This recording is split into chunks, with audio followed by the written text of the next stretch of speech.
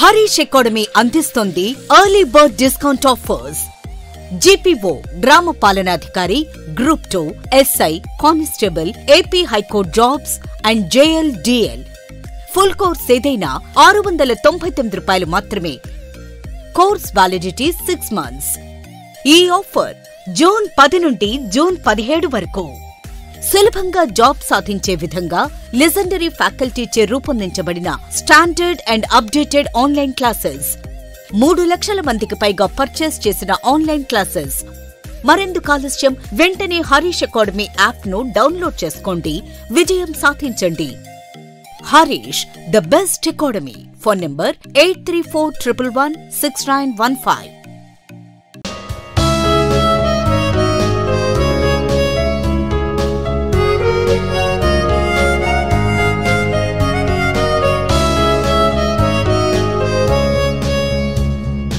Harish, the best academy. Hi everyone, welcome to Harish academy. ఈరోజు current అఫైర్స్లో భాగంగా each and every టాపిక్ని మనము డీటెయిల్గా డిస్కస్ చేసుకుందాం.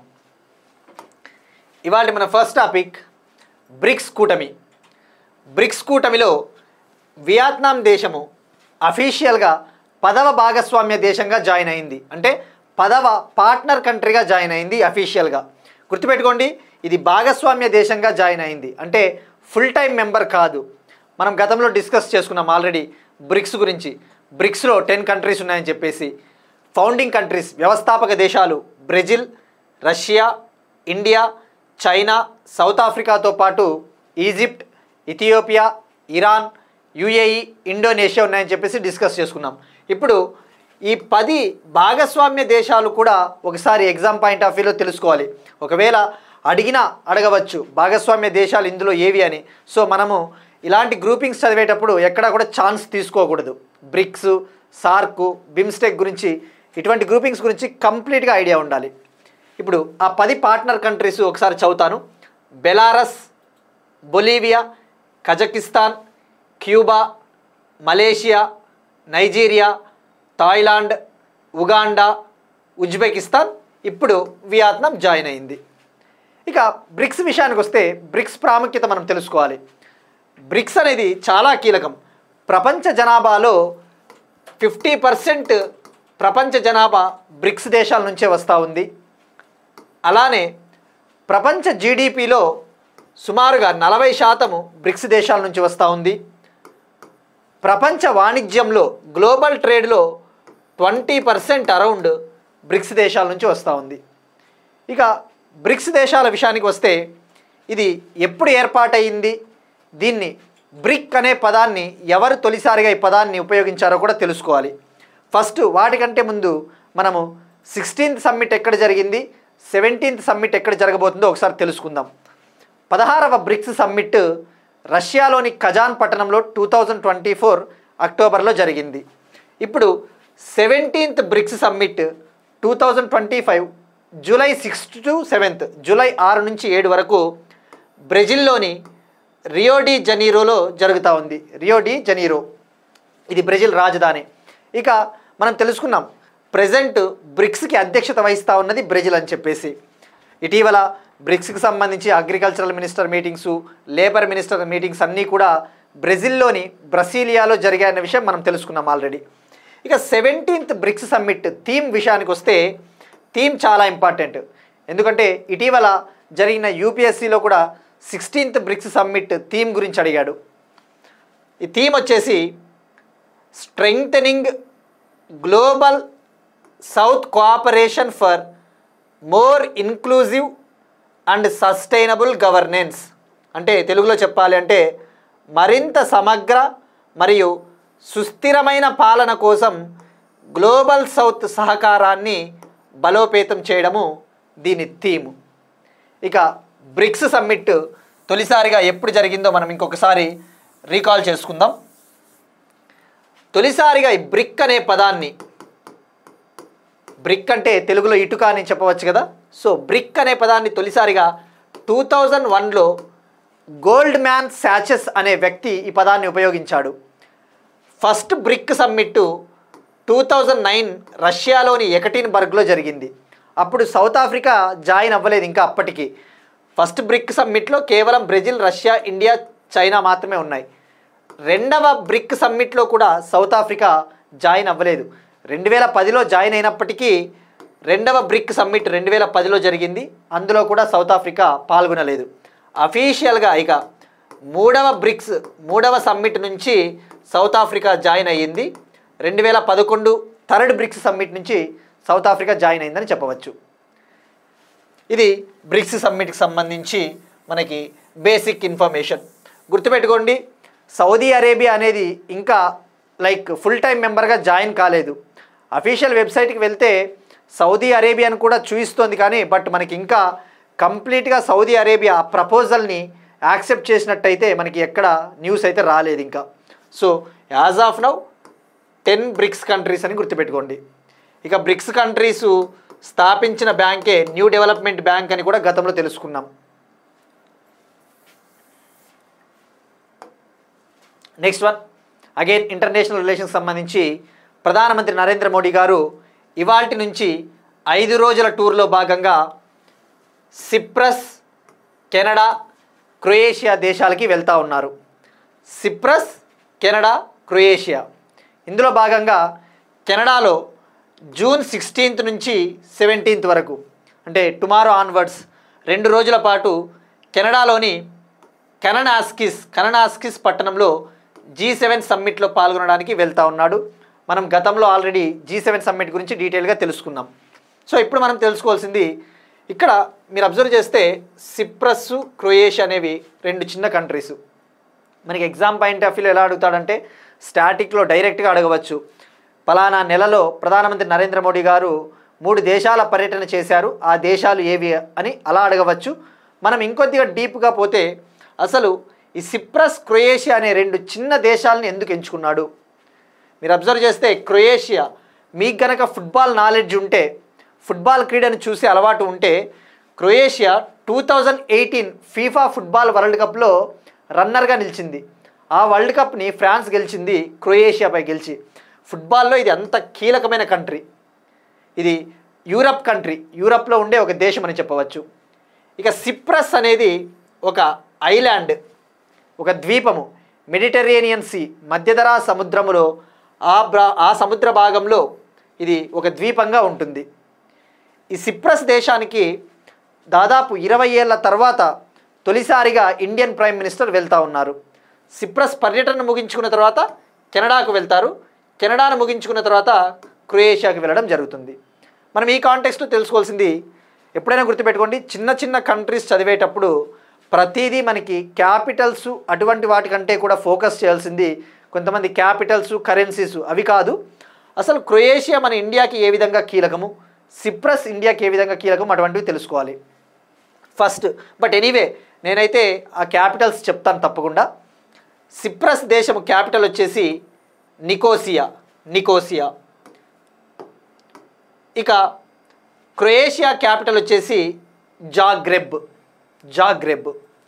ఇక మీరు అబ్జర్వ్ చేస్తే సిప్రస్ ఇక్కడ మధ్యధరా సముద్ర ప్రాంతంలో ఉంది, లెబనాన్కి, ఇజ్రాయెల్కి, సిరియాకి మధ్యలో. ఇక్కడ సిప్రస్ ఇండియాకి చాలా కీలకం. కారణము, మనకి ఐక్యరాజ్య సమితి భద్రతా మండలి UNSCలో పర్మనెంట్ మెంబర్షిప్ కోసము ఇండియాకి సపోర్ట్ చేస్తూ ఉంది. కౌంటర్ టెర్రరిజం, ఉగ్రవాదాన్ని అంతమొందించడానికి కూడా సిప్రస్ మనకి సపోర్ట్ చేస్తూ ఉంది. ఇక సిప్రస్, కెనడా తర్వాత క్రొయేషియాకి వెళ్తూ ఉన్నారు ప్రధానమంత్రి నరేంద్ర మోడీ గారు. మీరు అబ్జర్వ్ చేస్తే ఇక్కడ క్రొయేషియా పక్కన అడ్రియాటిక్ సముద్రం ఉంది, అడ్రియాటిక్ సీ. ఈ అడ్రియాటిక్ సీ బార్డర్ కంట్రీస్లో క్రొయేషియా ఒకటి. ఇక్కడ అబ్జర్వ్ చేస్తే ఇంకా చిన్న చిన్న కంట్రీలు Bosnia and Herzegovina, Montenegro, Slovenia, Kosovo, Macedonia, Albania, ఈ కంట్రీలు ఉన్నాయి. వీటిని మీరు కనుక చిన్నప్పుడు 10th క్లాస్లో వరల్డ్ హిస్టరీ చదివి ఉంటే, ఐడియా ఉంటే, గుర్తుంటే బాల్కన్ కంట్రీస్ అంటారు వీటిని. బాల్కన్ దేశాలు, ఒట్టోవా ఎంపైర్ని వీళ్ళు ఓడించారు కదా, 4 బాల్కన్ దేశాలు అక్కడ వస్తుంది వరల్డ్ హిస్టరీలో. ఈవెన్ UPSC వాళ్ళు చదివేటప్పుడు వరల్డ్ హిస్టరీలో ఈ బాల్కన్ కంట్రీస్ గురించి తెలుసుకుంటారు. ఇక క్రొయేషియా ఎందుకు భారతదేశానికి కీలకము అంటే మనం గతంలో డిస్కస్ చేసుకున్నాం. చైనాకు సంబంధించిన belt and road initiative BRI ఇనిషియేటివ్కి ధీటుగా మనము India Middle East Europe economic కారిడార్ని నిర్మిస్తూ ఉన్నాం. అంటే ఇందులో భాగంగా ఇండియా నుంచి ఈ గల్ఫ్ ప్రాంతమైన సౌదీ అరేబియా, ఈ మెడిటరేనియన్ ప్రాంతము, అలానే ఈ గల్ఫ్ ప్రాంతం నుంచి ఈ యూరప్ ప్రాంతానికి, ముఖ్యంగా యూరప్ ప్రాంతంలోని ఇటలీ, ఫ్రాన్సు, జర్మనీకి port connectivity, rail connectivity, road connectivity అంటే ఆర్థికంగా బలోపేతం చేయడానికి మనము మౌలిక వసతులు నిర్మిస్తూ ఉన్నాము India Middle East Europe economic కారిడార్లో భాగంగా. ఇందులో దాదాపు 13 కంట్రీలు ఉన్నాయి యాజ్ ఆఫ్ నౌ. దీన్ని 2023లో జరిగిన న్యూఢిల్లీలో జరిగిన G20 సమ్మిట్లో లీడర్స్ సైన్ చేశారు దీనిపైన. అందులో ఇటలీ కూడా ఉంటుంది, ఇటలీ, జర్మనీ, ఫ్రాన్స్ అన్నమాట. సో మనము ఈ IMEEC ప్రాజెక్ట్ని చేపట్టాలి అంటే ఈ ఇటలీకి దగ్గరలో ఉన్న క్రొయేషియా దేశం కూడా చాలా కీలకం. అందుకే ఈ దేశాలతో సత్సంబంధాలను మెరుగుపరచుకోవడానికి ప్రైమ్ మినిస్టర్ అయినా రాష్ట్రపతి అయినా విజిట్ చేస్తూ ఉంటారు. సో ఇక్కడ మీరు exam point of view focus చేయాల్సింది India Middle East Europe economic corridor 2023 G20 summit న్యూఢిల్లీలో సైన్ చేశారు. దీన్ని సైన్ చేసినది ఆ రోజు India, European Union, USA, France, Germany, Italy, Saudi Arabia, UAE కలిసి సంతకాలు చేశాయి. ఆ విషయం గుర్తుపెట్టుకోండి. IMEEC ఇటీవల మనము నార్త్ సౌత్ ట్రాన్స్పోర్ట్ కారిడార్ కూడా తెలుసుకున్నాం కదా, international north south transport corridor. ఇటువంటి ప్రాజెక్టులు చాలా కీలకం. Next one, operation Sankalp state specific. Telangana government తెలంగాణను మాదక ద్రవ్య రహితంగా తీర్చిదిద్దడానికి, డ్రగ్ ఫ్రీ తెలంగాణగా తీర్చిదిద్దడానికి Telangana anti narcotics bureau department operation సంకల్ప్ని లాంచ్ చేసింది. మనం చూస్తూ ఉన్నాం ఆల్రెడీ ఈవెన్ సెంట్రల్ గవర్నమెంట్ కూడా ఇండియాలో డ్రగ్స్ని నిర్మూలించడానికి నషాముక్త్ భారత్ అభియాన్ అనే ఒక ప్రోగ్రామ్ను కూడా లాంచ్ చేసింది. ఆ ప్రోగ్రాం లక్ష్యాలను సాధించడానికి తెలంగాణ గవర్నమెంట్ లాంచ్ చేసిందని చెప్పవచ్చు. ఇది ఆపరేషన్ సంకల్ప్. దీన్ని లాంచ్ చేసిన వాళ్ళు తెలంగాణ యాంటీ నార్కోటిక్స్ బ్యూరో మరియు మూవీ ఆర్టిస్ట్ అసోసియేషన్. వీళ్ళు అంబాసిడర్గా పనిచేస్తూ ఉంటారు. మూవీస్ ఆర్టిస్ట్ అసోసియేషన్ మరియు టాస్క్ సంస్థతో కలిసి తెలంగాణకు చెందిన skill and knowledge academy, Telangana academy for skill and knowledge. ఇదేం చేస్తుంది? టాస్క్ ముఖ్య ఉద్దేశం తెలంగాణలోని యువతకు నైపుణ్య శిక్షణ, ఉద్యోగ అవకాశాలను కల్పించడానికి ట్రై చేస్తూ ఉంటుంది. ఇక్కడ గుర్తుపెట్టుకోవాల్సింది, ఇటీవల టాస్క్ని నీతి ఆయోగ్ కూడా ప్రశంసించింది.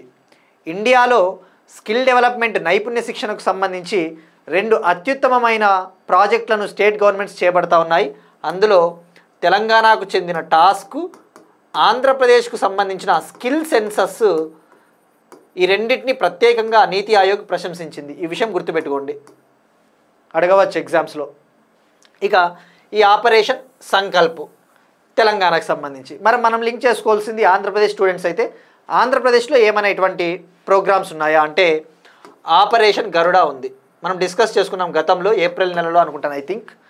ఆపరేషన్ గరుడాలో భాగంగా ఆంధ్రప్రదేశ్ ఈగల్ డిపార్ట్మెంట్, ఈగల్ అనేది ఆంధ్రప్రదేశ్లో డ్రగ్స్ని అరికట్టడానికి ఏర్పాటు చేసిన ఒక పోలీసు విభాగం, ఒక ఇంటెలిజెన్స్ విభాగం ఈగల్ టీం. ఆ ఈగల్ టీం ఏం చేస్తూ ఉంది అంటే ఫార్మసీ మార్కెట్స్లో, ముఖ్యంగా లైక్ ఇవి ఉంటాయి కదా మెడికల్ షాప్స్, ఆ మెడికల్ షాప్స్లో ఇల్లీగల్గా ప్రిస్క్రిప్షన్ లేకుండా డ్రగ్స్ని, ఓవర్ ద కౌంటర్ డ్రగ్స్ అంటారు కదా, ఇష్టానుసారం అమ్ముతూ ఉంటారు. అటువంటి ఇల్లీగల్ డ్రగ్స్ని నివారించడానికి, నిరోధించడానికి ఆపరేషన్ గరుడాని ఆంధ్రప్రదేశ్ ప్రభుత్వం లాంచ్ చేసింది. ఇవి 2 మనకు గుర్తుంటే సరిపోతుంది.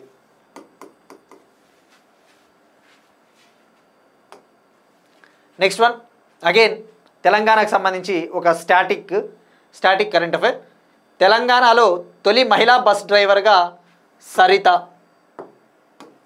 For the first time Telangana స్టేట్లోని తెలంగాణ స్టేట్ ఆర్టీసీలో తొలి మహిళా బస్ డ్రైవర్గా యాదాద్రి భువనగిరి జిల్లా సంస్థాన్ నారాయణపురం మండలం సీత్యా తండాకు చెందిన సరిత ఈమె విధుల్లోకి వచ్చారు. ఈమె గతంలో ఢిల్లీలో బస్ డ్రైవర్గా పనిచేసింది, ఢిల్లీలో ఆర్టీసీ డ్రైవర్గా. ఇప్పుడు తెలంగాణకు వచ్చింది. సో ఇక్కడ గుర్తుపెట్టుకోవాల్సింది ఈమె పేరు సరిత. నెక్స్ట్ వన్, హైదరాబాద్లో global centre of excellence on millets. Global centre of excellence on millets. Millets అంటే చిరుధాన్యాలు అంటారు కదా, రాగులు, సజ్జలు అటువంటివి. ఇవి ఆరోగ్యానికి చాలా మంచిది. సో వీటిని లైక్ మిల్లెట్స్ పైన పరిశోధనలు చేయడానికి సెంట్రల్ గవర్నమెంటు 250 crores-తో 250 కోట్లతో హైదరాబాద్లో ఒక సెంటర్ ఆఫ్ ఎక్సలెన్స్ని ఏర్పాటు చేస్తూ ఉంది. దీన్ని ఈ ఏడాదిలో అందుబాటులోకి తీసుకురానున్నారని చెప్పేసి చెప్పారు. ఇక ఆల్రెడీ హైదరాబాద్లో మిల్లెట్స్ పైన పరిశోధన చేయడానికి Indian institute of millet research ఉంది. ఇక 2023 విషయానికి వస్తే ఆల్రెడీ యునైటెడ్ నేషన్స్ 2023 సంవత్సరాన్ని అంతర్జాతీయ చిరుధాన్యాల సంవత్సరంగా ప్రకటించింది. International year of millets 2023. ఇక ఇయర్స్కి సంబంధించి ఒక్కో ఇయర్కి ఒక్కో ప్రాముఖ్యత ఉంది. ఫర్ ఎగ్జాంపుల్ 2024 అయితే ఇది ఇప్పటి వరకు రికార్డ్ అయిన అత్యంత వేడి సంవత్సరం, వరల్డ్స్ హాటెస్ట్ ఇయర్ సోఫార్ అని చెప్పేసి మనం డిస్కస్ చేసుకున్నాం. 2025 అయితే హిమనీపాతాల సంవత్సరం, international year of glaciers preservation. హిమనీపాతాలు, హిమానీ నదులను సంరక్షించడానికి యునైటెడ్ నేషన్స్కు చెందిన వరల్డ్ మెట్రలాజికల్ ఆర్గనైజేషన్ ప్రకటించింది. ఇక 2026 విషయానికి వస్తే మొన్ననే మనం డిస్కస్ చేసుకున్నాం, international year of women farmer, అంతర్జాతీయ మహిళా రైతు సంవత్సరంగా జరుపుకుంటున్నామని చెప్పేసి డిస్కస్ చేసుకున్నాం ఈ ఇయర్స్. నెక్స్ట్ వన్, బయోడైవర్సిటీ, జీవ వైవిధ్యంకి సంబంధించి జూలాజికల్ సర్వే ఆఫ్ ఇండియా శాస్త్రవేత్తలు సదరన్ ఇండియా, దక్షిణ భారతదేశంలో కొత్త జంపింగ్ స్పైడర్ జాతుల్ని కనుగొన్నారు. జంపింగ్ స్పైడర్ అంటే ఎగిరే సాలీడు. ఇది చాలా తెలివైన సాలీడు. వీటికి వేటాడే గుణం కూడా చాలా పవర్ఫుల్గా ఉంటుందని చెప్పేసి ఆ ZSI సైంటిస్టులు తెలిపారు. వీటి పేరు వచ్చేసి స్పార్టియస్ కరిగిరిగా పేరు పెట్టారు. స్పార్టియస్ కరిగిరి అంటే ఇది వీటిని ఎలిఫెంట్ హిల్స్ అంటారు. ఇది కర్ణాటకలో ఉండే కొండలు, ఎలిఫెంట్ హిల్స్ కరిగిరి. అక్కడ కనుగొన్నారు కాబట్టి, కర్ణాటకలో కనుగొన్నారు కాబట్టి దీనికి పేరు పెట్టారు. ఇది ఇండియాలో తొలిసారిగా స్పార్టియేనా అనే ఫ్యామిలీకి చెందిన జంపింగ్ స్పైడర్ జాతుల్ని ఇండియాలో తొలిసారిగా శాస్త్రవేత్తలు కనుగొన్నారు. ఇక జెనరా అని ఉంటుంది, అంటే మనకి మీరు NCERTsలో లైక్ ఇవి చదివేటప్పుడు ప్లాంట్స్ గురించి, స్పీషీస్ గురించి చదివేటప్పుడు ఆర్డర్, ఫైలం, జెనరా అనేసి అవి వస్తాయి. ఈ జెనరా అంటే ఇది ఒక జాతి అనుకోండి. స్పార్టియస్ మరియు సొనైటా అనే జాతికి చెందిన జంపింగ్ స్పైడర్లు ఇవి రెండు. ఇది నెక్స్ట్ వన్, డిఫెన్స్కి సంబంధించి రుద్రాస్త్ర అన్మ్యాన్డ్ ఏరియల్ వెహికల్ అంటే యుఏవి అంటే ఏంటి? డ్రోన్ కదా, డ్రోన్. రుద్రాస్త్ర డ్రోన్ని ఇండియన్ ఆర్మీ సక్సెస్ఫుల్గా, విజయవంతంగా రాజస్థాన్లోని పోఖ్రాన్ ఫైరింగ్ రేంజ్ నుంచి పరీక్షించింది. దీని ప్రాముఖ్యత, దీని లైక్ సిగ్నిఫికెన్స్ వచ్చేసి ఇది హైబ్రిడ్ వర్టికల్ టేకాఫ్ మరియు ల్యాండింగ్ డ్రోన్. వర్టికల్ టేకాఫ్ మరియు ల్యాండింగ్ డ్రోన్ అంటే ఇక్కడ ఇమేజ్లో చూస్తున్నట్టు జనరల్గా ఒక ఎయిర్ క్రాఫ్ట్ లైక్ టేకాఫ్ అవ్వాలి అంటే రన్వే మీద అది రన్ చేయాల్సి ఉంటుంది. బట్ ఈ రుద్రాస్త్ర డ్రోన్ అనేది వీటికి ఎక్కువ రన్వే అవసరం లేదు. డైరెక్ట్గా వర్టికల్గానే ఇట్లా టేకాఫ్ అవుతుంది, మళ్ళీ వర్టికల్గానే భూమి మీదకి ల్యాండ్ అవుతుంది. దీన్ని నాగపూర్కు చెందిన సోలార్ ఇండస్ట్రీస్కు చెందిన ఒక అనుబంధ కంపెనీ, ఒక affiliated company solar defence and aerospace limited company తయారు చేసింది స్వదేశీయంగా, ఇండిజినస్గా. గుర్తుపెట్టుకోండి, ఇది ఎక్కడ ఉంటుందని కూడా అడుగుతాడు. నాగపూర్, మహారాష్ట్ర. ఈ టెస్ట్ని ఎక్కడ కండక్ట్ చేశారు? రాజస్థాన్లోని పోఖ్రాన్. ఇక దీని రేంజ్ వచ్చేసి 170 కిలోమీటర్స్ దీని రేంజ్. ఇక ఇది పైలట్ లేకుండానే వెళ్తుంది, అంతే కదా. అన్మ్యాన్డ్ ఏరియల్ వెహికల్ అంటే మానవరహిత వైమానిక వాహనం అని చెప్పవచ్చు. ఇక ఇక్కడ అబ్జర్వ్ చేస్తే మీకు solar defence and aerospace limited అంటే గుర్తు రావాల్సింది ఇంకొక డ్రోన్ గుర్తు రావాలి ఇమ్మీడియట్గా. దాని పేరే నాగాస్త్ర 1. మనం డిస్కస్ చేసుకున్నాం ఐ థింక్ ఆల్రెడీ. నాగాస్త్ర 1 అంటే భారతదేశపు స్వదేశీ సూసైడ్ డ్రోన్, భారతదేశపు ఇండిజీనియస్ సూసైడ్ డ్రోన్, ఆత్మాహుతి డ్రోన్ అంటారు కదా. దీన్ని డెవలప్ చేసినది కూడా నాగపూర్కి చెందిన సోలార్ ఇండస్ట్రీస్ లిమిటెడ్ కంపెనీ. వాడు స్టేట్మెంట్స్లో ఇస్తాడు దీన్ని ఎవరు డెవలప్ చేశారు అని చెప్పేసి. ఇప్పుడు ఒక క్వశ్చన్ చూద్దాం. ఇది స్పేస్ టెక్నాలజీకి సంబంధించి, స్పేస్ స్టార్టప్స్కి సంబంధించిన ఒక క్వశ్చన్. భారతదేశపు మొట్టమొదటి ఎలక్ట్రిక్ మోటార్తో నడిచే సెమీ క్రయోజనిక్ రాకెట్ ఇంజన్ను ఏ స్పేస్ స్టార్టప్ విజయవంతంగా పరీక్షించింది? Option A Dhruva space limited, option B Bellatrix aerospace limited, option C Agnikul cosmos limited, option D VEM technologies Hyderabad. ఇది ట్రై చేయండి. ఇక్కడ మీరు అబ్జర్వ్ చేస్తే హెడ్ క్వార్టర్స్ కూడా ముఖ్యం. ఇది ఏ రాష్ట్ర కంపెనీలు అని కూడా నేను ఇవి చెప్తాను. ధృవ స్పేస్ లిమిటెడ్ అయితే హైదరాబాదు, బెల్లాట్రిక్స్ అయితే బెంగళూరు, అగ్నికుల్ చెన్నై, వేమ్ టెక్నాలజీస్ హైదరాబాద్. బట్ దీన్ని తయారు చేసినది, విజయవంతంగా పరీక్షించింది ఏ కంపెనీనో తప్పకుండా ట్రై చేయండి. ఇక నిన్నటి క్వశ్చన్ విషయానికి వస్తే మనం అడిగింది ఎకానమీకి సంబంధించి ఆయిల్ అండ్ గ్యాస్ ఫీల్డ్స్.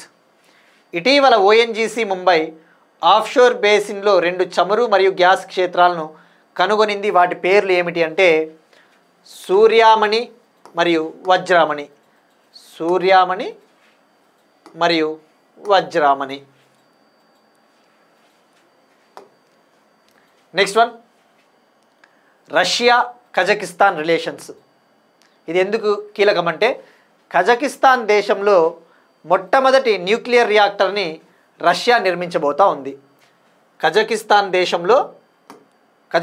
దేశపు మొట్టమొదటి న్యూక్లియర్ రియాక్టర్ని రష్యాకు చెందిన న్యూక్లియర్ కార్పొరేషన్ కంపెనీ రోసాటామ్. గుర్తుపెట్టుకోండి, రోసాటామ్ అనేది ఏ దేశానికి చెందిన కంపెనీ కూడా అడుగుతాడు. రష్యాకు చెందిన ప్రభుత్వ రంగ న్యూక్లియర్ కార్పొరేషన్ లిమిటెడ్ రోసాటామ్. ఈ రోసాటాము కజకిస్తాన్ దేశంలోని ఉల్కెన్ అనే ప్రాంతంలో లేక్ బల్కాష్ సరస్సుకు దగ్గరలో ఉన్న ఉల్కెన్ అనే ప్రాంతంలో ఈ న్యూక్లియర్ రియాక్టర్ని నిర్మిస్తూ ఉంది. దీన్ని అడ్వాన్స్డ్ WER 1200 రియాక్టర్స్ని ఉపయోగించి నిర్మిస్తూ ఉంది. మనం ఇక్కడ గుర్తుపెట్టుకోవాల్సింది జాగ్రఫీ పాయింట్ ఆఫ్ వ్యూలో ఈ సరస్సులు చాలా ఇంపార్టెంట్. లేక్ బల్కాష్ అంటే కజకిస్తాన్.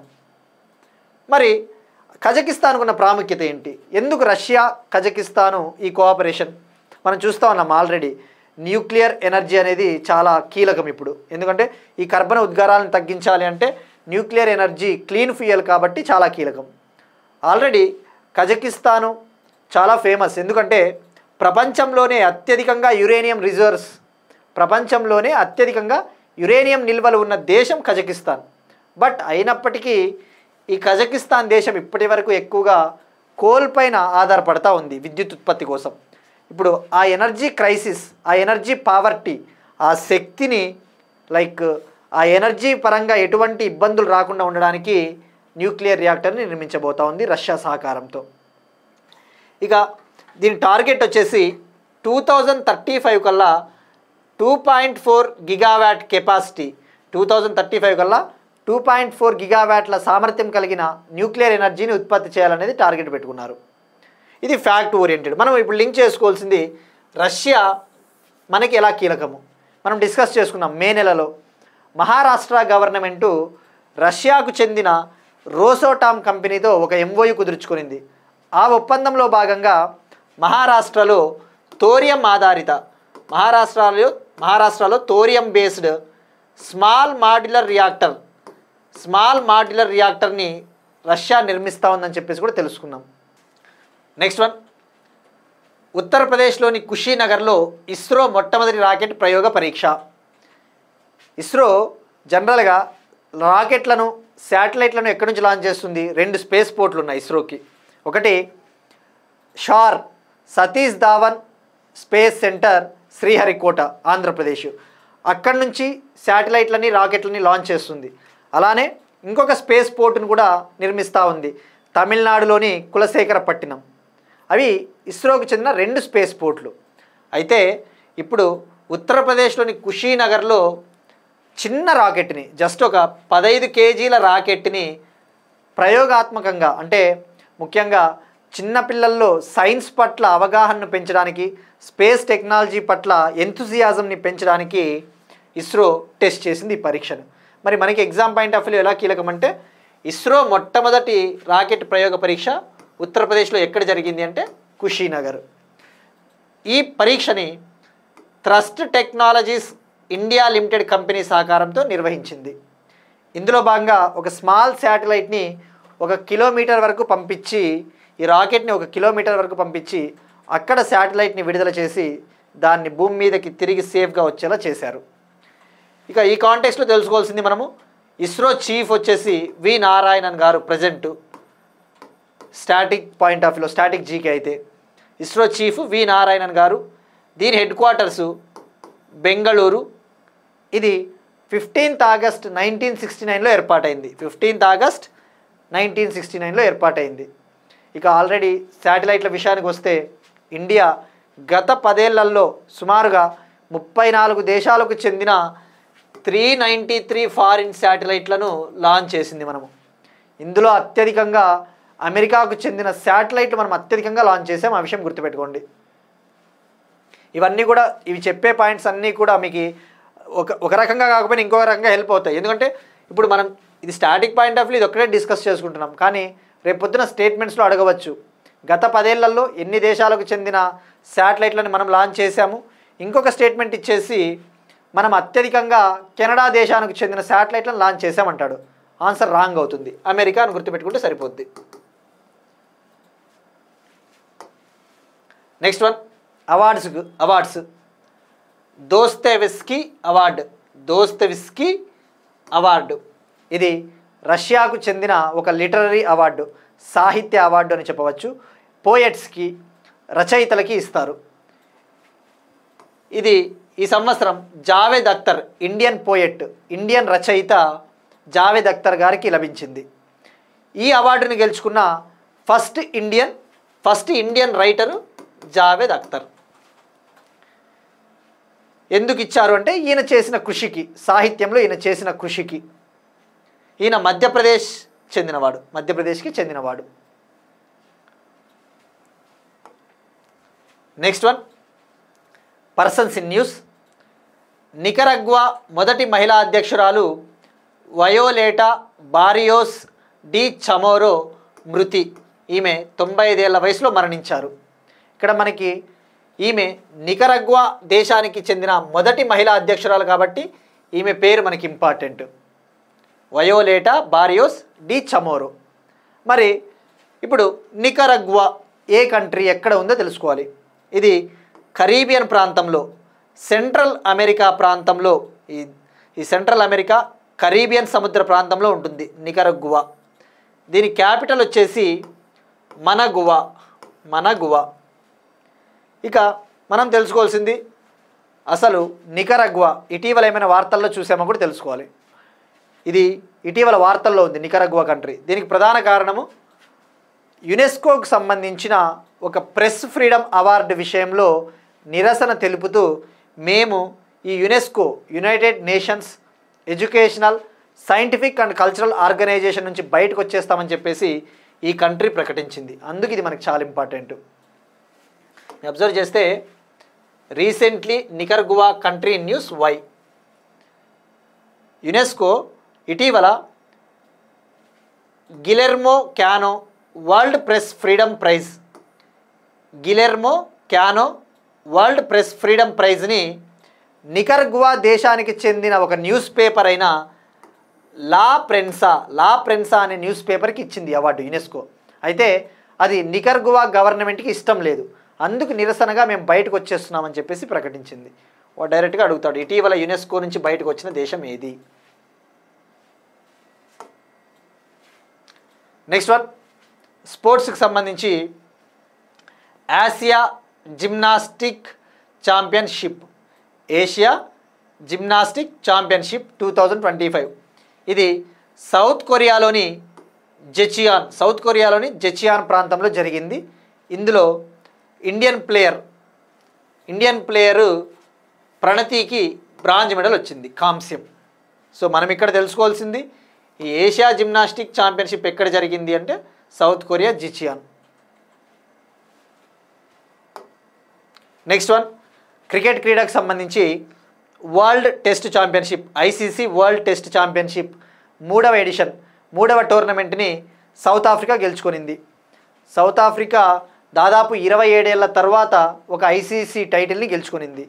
ఫైనల్లో ఆస్ట్రేలియాను ఓడించి కప్పు గెలుపొందింది. ఈ కప్పులో భాగంగా గెలిచిన వాళ్ళకి ఇట్లా మేస్ అంటారు, దీన్నే గద, ఈ టెస్ట్ మేస్ని ట్రోఫీగా ఇవ్వడం జరుగుతుంది. ఇక ఈ వరల్డ్ టెస్ట్ ఛాంపియన్షిప్ విషయానికి వస్తే అసలు ఏంటిది ఇది?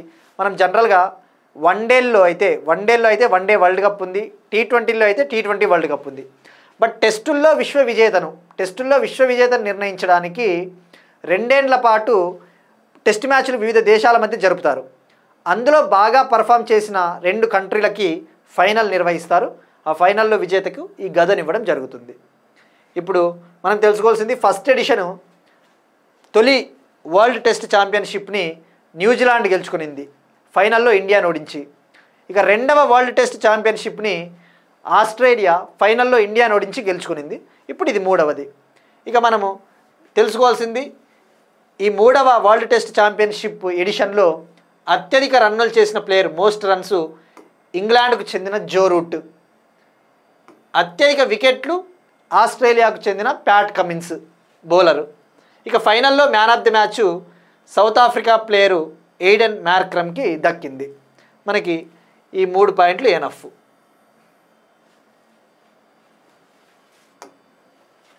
ఇక again another sport, South Asian body building championship 2025 ఇది 15th ఎడిషను. 15వ ఎడిషను భూటాన్ దేశంలోని థింపూలో జరిగింది. ఇందులో మహిళల విభాగంలో మహిళల బాడీ బిల్డింగ్ మరియు ఫిజిక్ ఛాంపియన్షిప్లో అరుణాచల్ ప్రదేశ్కు చెందిన హిల్లాంగ్ యాజిక్ అనే మహిళ గోల్డ్ మెడల్ గెలుపొందింది. మనకు గుర్తుపెట్టుకోవాల్సింది, ఇది ఎక్కడ జరిగింది tournament, 15th addition Bhutan Thimphu.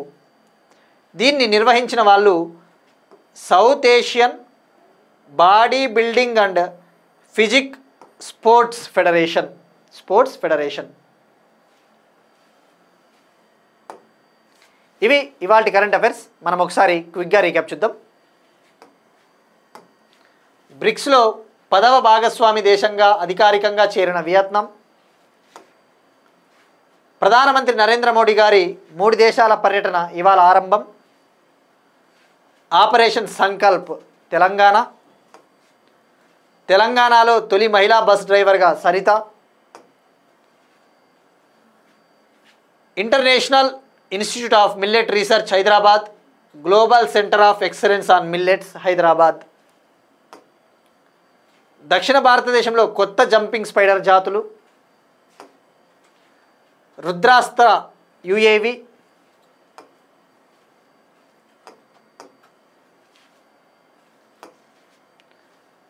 Kazakhstan తొలి న్యూక్లియర్ రియాక్టర్ని నిర్మించనున్న రష్యా. ఉత్తరప్రదేశ్లోని కుషీనగర్లో ఇస్రో మొట్టమొదటి రాకెట్ ప్రయోగ పరీక్ష. జావేద్ అఖ్తర్కు దోస్తోవిస్కీ అవార్డు రష్యా. నికరగ్వా మొదటి మహిళా అధ్యక్షురాలు వయోలేటా బారియోస్ డి చమోరా మృతి. ఆసియా జిమ్నాస్టిక్ ఛాంపియన్షిప్ 3వ వరల్డ్ టెస్ట్ ఛాంపియన్షిప్ విజేత South Africa. South Asian body building championship 2025. That's it. These are today's current affairs. ఇవాల్టి క్లాస్కి సంబంధించిన కంప్లీట్ పీడిఎఫ్ టుమారో మన వాట్సాప్ ఛానల్ హరీష్ అకాడమీ ఛానల్లో అవైలబిలిటీగా ఉంటుంది. So everybody can access it. And that's it. We'll meet you again tomorrow, and thank you everyone.